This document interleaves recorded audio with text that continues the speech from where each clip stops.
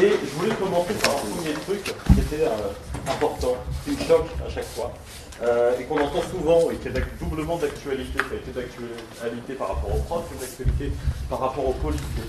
Et faire un peu ce que j'appelle le syndrome de la pomme pourrie.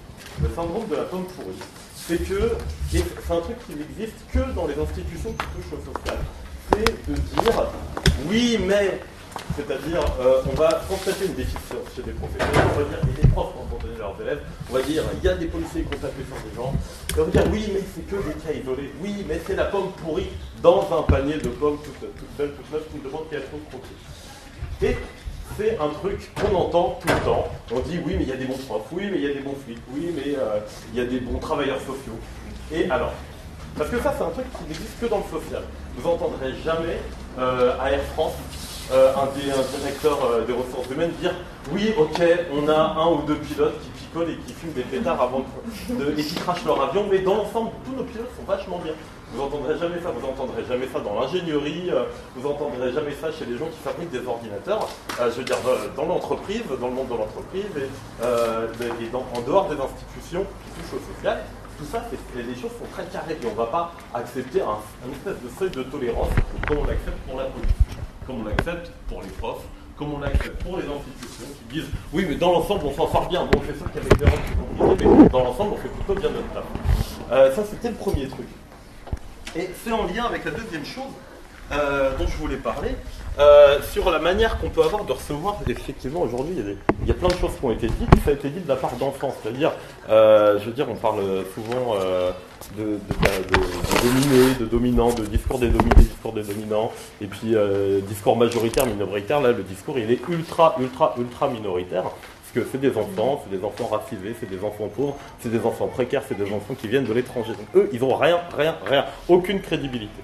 Et ce que j'ai senti, ce que j'ai vécu dans ce qu'on s'est dit là, c'est qu'il y avait toujours une tendance à vouloir ramener un discours rationnel, un discours de grande personne, un discours à peu près raisonnable, de dire mais non, mais c'est pas vraiment comme ça, mais non, mais nous on sait comment faire, on sait comment ils devraient penser, et on sait qu'ils pensent pas comme ça, mais on va les y amener petit à petit à penser comme ça, parce qu'on sait que c'est la bonne manière de penser.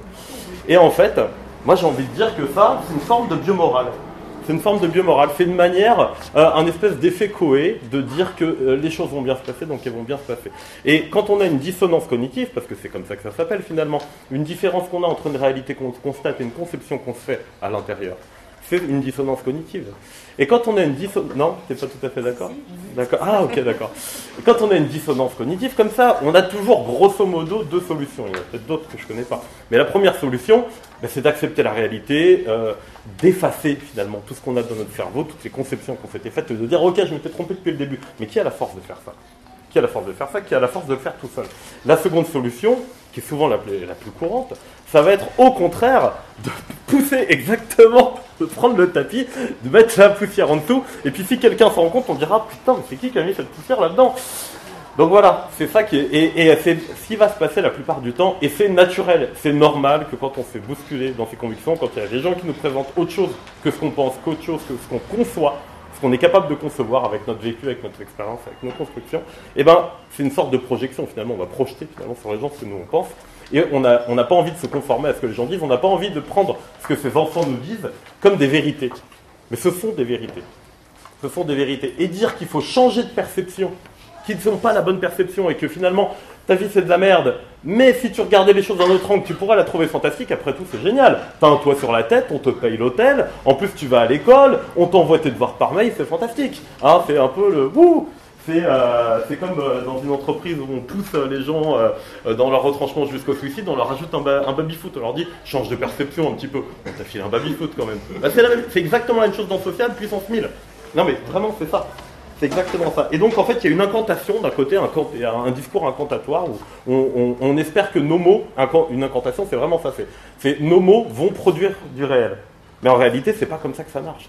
Et tout ce que ça fait d'avoir un discours incantatoire, de dire oui mais c'est pas comme ça que les choses fonctionnent, et ben ça fait qu'amplifier la dissonance cognitive, et quand il y a une dissonance cognitive, il y a de la violence. Il y a de la violence. C'est comme une différence de potentiel. En électricité, il y a ça, la différence de potentiel. Il y a plus de volts, il y a moins 3 volts, et ben du coup, ça fait 5 volts d'écart. Et une différence de potentiel, c'est violent. C'est quelque chose, exactement. Et ça crée un éclair, exactement, comme tu dis. On est encore sur de l'électricité, là. tout ça pour dire que aujourd'hui, on fait une journée d'études sur la scolarité, sur la précarité, sur l'enfance. C'est une journée où majoritairement, on est tous intéressés parce qu'on est, on a été, on sera en position d'être des travailleurs sociaux, d'être des gens qui vont travailler sur le fait social, d'être des gens qui vont opérer des transformations sur la société, d'une manière ou d'une autre. Donc, quand on est en situation d'être quand on se met en position de travailleur social, on ne peut pas se permettre, à mon sens, d'être dans l'incantation. On peut être que dans la transformation. Parce que si on accepte cette idée qu'on a une dissonance cognitive, qu'il y a une différence entre nos conceptions et la réalité, quand on est travailleur social, c'est finalement notre profession que de réussir à rejoindre la réalité pour pouvoir opérer dessus. C'est la grosse différence, justement, entre un travailleur social et une personne lambda. Une personne lambda qui se balade dans la rue, elle voit un SDF, elle va faire, elle va tourner la tête, et puis peut-être qu'elle va se dire, oui, mais il avait mal travaillé à l'école, oui, mais peut-être qu'il a fait des bêtises et qu'il a fini en prison, oui, qu'est-ce que c'est de sa faute, peut-être que c'est un fainéant. Nous, on est des travailleurs sociaux, on est des gens qui s'intéressent au fait social, on est des gens qui avons envie que les choses se transforment. Et donc, du coup, il faut qu'on arrive à se plonger dans la réalité des autres. Et c'est ça toute la difficulté. Et c'est ce qu'on passe notre vie à faire à Internet, finalement. Essayer de se plonger dans la réalité des gens, accepter qu'on est des étrangers à la réalité des autres.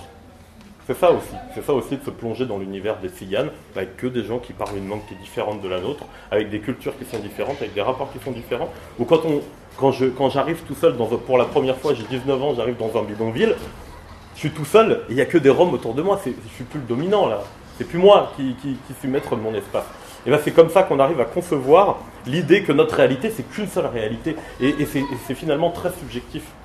Et qu'il y aurait des milliers de choses à dire sur la différence qu'il peut y avoir entre ce que nous on vit et ce que les gens avec qui on travaille vivent. Et on ne peut pas calquer nos modes de fonctionnement sur les gens. Je ne sais pas si je suis vraiment clair. Et par rapport à ce que disait Laurent tout à l'heure sur la peur, justement j'avais envie de faire un parallèle pour introduire un peu la question du Covid, parce que cette question de la peur, du fait d'avoir peur, de ne pas avoir peur, et cette chanson qui revient chez nous, Nadara, cette phrase qui revient chez nous, Nadara, qui en tzigane veut dire « n'aie pas peur », c'était un espèce de mantra que je me répétais quand j'ai commencé à bosser il y a quelques années dans un foyer de l'enfance, de l'aide sociale à l'enfance. Et parce qu'il y avait un moment terrible et terrorisant, c'était la nuit. C'était quand on arrivait, on commençait en plus la journée, quand on faisait la nuit, on commençait à 19h, donc on arrivait, en plus en hiver, le soleil commençait déjà à se coucher. Et on était enfermés dans cet étage avec 10 gamins, on était 2 éducateurs, il y avait 10 gamins, donc jusqu'ici rien de surprenant. Et des gamins avec des parcours de vie et des souffrances tellement saillantes que ça ne peut pas faire autre chose que de te retourner les tripes. Et qui ont une telle violence envers l'institution, envers leur famille, envers la société, envers tout n'importe quoi, que tu ne peux pas faire autrement que d'avoir peur. Et moi, je me rendais très bien compte, quand j'étais avec mes collègues, c'était mon premier jour, je voyais très bien que tout le monde avait peur. Qu'on avait tous peur des gamins qui étaient en face de nous. Et alors à chaque fois, c'est un espèce de mantra que je me répétais quand j'arrivais devant le foyer, que je passais ma clé, ensuite j'allais badger, puis je me disais « n'aie pas peur ». J'appuyais sur le bouton d'ascenseur, je me disais « n'aie pas peur ». N'importe quoi, je me disais « n'aie pas peur ». Je voyais cette gamine qui me terrorisait, qui s'appelait Maïmouna, qui avait une fois essayé de m'écraser la tête avec un énorme plan vert, une autre fois qui avait essayé de me planter avec une paire de ciseaux. Et je vous en passe, c'est des meilleurs. Je me disais « n'aie pas peur, il n'y a aucune raison que tu aies peur de cette fille. La pauvre, c'est elle qui doit être terrorisée par toi. » Mais c'est une chose de se le dire, c'est une autre de s'en convaincre. Et c'est comme ça que petit à petit, à force de me dire de ne pas avoir peur, j'ai réussi à avoir moins peur. J'ai réussi à créer des relations avec les gamins, à essayer de produire autre chose que ce qui se produisait déjà. Et tu vois, tout à l'heure, Colombe, tu disais comment est-ce qu'on peut exporter non. Je pense pas qu'on peut exporter, on peut pas exporter une organisation, on pourra pas venir tous à Intermed, puis faire ce qu'on fait à Intermed dans un foyer Aurore. Par contre, je pense que nous, en tant que personne, en tant que travailleurs sociaux, quand on est dans une institution, on peut faire ce choix de se dire qu'on n'a pas peur. Et je pense qu'il y en a plein ici qui le font, ce choix déjà, et qu'il y en a plein qui ont envie de le faire. Il y en a qui n'ont peut-être pas passé la barrière, il y en a qui y arrivent mieux que d'autres, il y en a qui ont peut-être juste besoin de se convaincre aussi, qui ne sont pas les seuls à le faire. Ben, rassurez-vous, vous n'êtes pas les seuls à avoir envie de ne pas avoir peur. Et le fait de ne pas avoir peur de son public, de ne pas avoir peur de rentrer en relation, et ben ça c'est quelque chose qui va changer complètement votre manière de travailler, et qui va changer complètement ce que vous allez réussir à produire dans votre travail. Et c'est quelque chose qu'ici, je pense qu'il y a plein de gens qui peuvent en témoigner, justement, de ça. Et du coup, pour revenir à mon histoire d'éducateur, je me suis rendu compte que la nuit, les éducateurs, ils avaient tous des stratégies pour survivre. Il y en avait C'était simple, c'était efficace. Première stratégie, l'arrêt. Ils s'arrêtaient. Ils s'enfermaient dans leur bureau, ils fermaient le bureau à clé, ils branchaient leurs écouteurs sur leur ordinateur, ils montaient le son à fond, et puis ils faisaient leur meilleure vie. Alors il y en avait, c'était des fans de photos, alors ils retouchaient des photos toute la nuit, les autres ils étaient fans de vidéos YouTube, ils regardaient des vidéos YouTube. Il y en avait, allez on va dire qu'il y avait un tiers, c'était à peu près ça. Il y en avait une autre partie, c'était ce que j'appelais les services minimums. Le service minimum, c'est-à-dire que on s'enferme dans le bureau, mais on garde le téléphone de veille, le téléphone de garde quand même à côté. On met de la musique mais pas trop fort, et si vraiment j'entends quelqu'un hurler, bon là ok, je prends mon téléphone, j'ouvre la porte et je vais voir ce qui se passe. C'est le service minimum. Et on était quelques-uns, et moi j'ai fait partie de ces gens-là, j'étais très content d'avoir réussi à le faire, parce qu'au début j'avais qu'une envie, c'était de m'enfermer à clé évidemment. Et on s'est dit, mais en fait, on n'était que des jeunes éduques en plus, on s'est dit, mais c'est pas possible de travailler comme ils travaillaient, moi je peux pas, je suis nouvel éduque, c'est mon premier poste, j'ai pas envie de faire ça, j'ai pas envie de m'enfermer à clé.